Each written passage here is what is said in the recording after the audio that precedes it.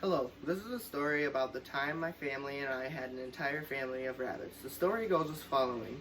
We went to the pet store because my pet hamster Smokey had recently passed away and my parents were going to get me a new hamster. But when I went to the pet store, I instantly fell in love with a rabbit. I held him and petted him and I decided I would name him George. So we went to go get a worker and they came with a box to put him in, and when they put George in the box, another rabbit came up and was sniffing the box and was trying to get into the box, and I felt bad, so I convinced my parents to get us both bunnies. So I named the first one George and the second one Bugs. So when we brought them home, they were each in the same cage and they became friends instantaneously. They would always sleep in the same hut, even though they had two huts in their cage. As they grew up, they eventually grew too big to be in the same cage. So I put them in each their own cage, right next to each other. And one day I came home and saw that my bunny Bugs was ripping her fur out and putting it in her litter box. I went and asked my mom, and she owned rabbits when she was younger, so she told me that she was making a nest for her babies. So we were all excited, but at the same time we were thinking, how does that happen? Because they were not in the same cage at the time. We switched them, moved cages when they grew up and matured and were able to have babies, so we didn't think it was possible. But one day when me and my dad went to go drop my friend off after he was hanging out at my house, I came back upstairs to my room and I checked on the bunnies and I looked at her nest and it was moving. So sure enough, we had 5 bunnies.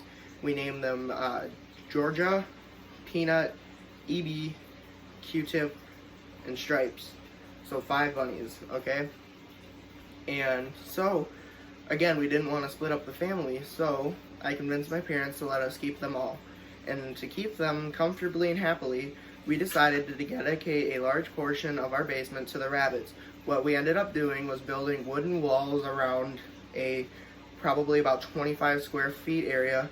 They each had their individual cages that were always open, and they each had their own hay, food bowl, and water dish, or a water bottle. And we had it so that there was a bunch of boxes and stuff they loved to go in and tear up and chew at, and a bunch of chew toys all around, and they could go in their own cages and come out whenever they pleased. But of course they were still secluded to the one area so that they would be safe, because we did at the time, we didn't originally when we got them, but when we had the babies we did end up having a cat and some dogs later.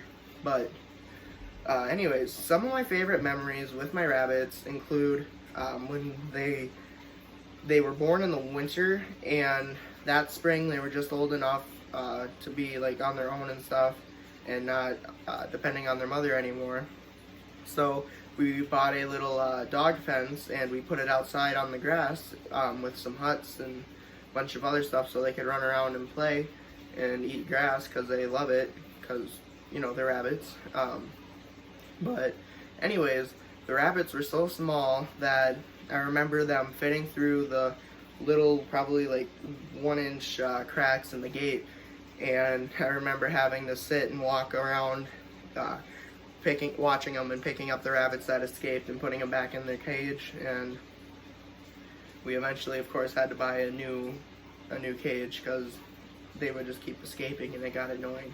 But anyways, the rabbits all lived pretty good lives and long lives for rabbits, except for, unfortunately, Georgia. He was getting neutered and he passed away in surgery. Same story for Q-Tip, and there was an incident with Stripes, Peanut, and I believe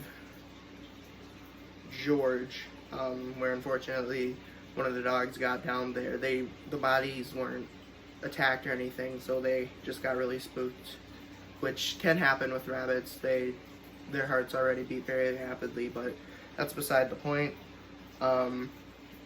Bugs, the mom, ended up being the longest survivor. She was a very fat rabbit, but to be fair, she did have 5 kids. But overall, my rabbits are a very good memory.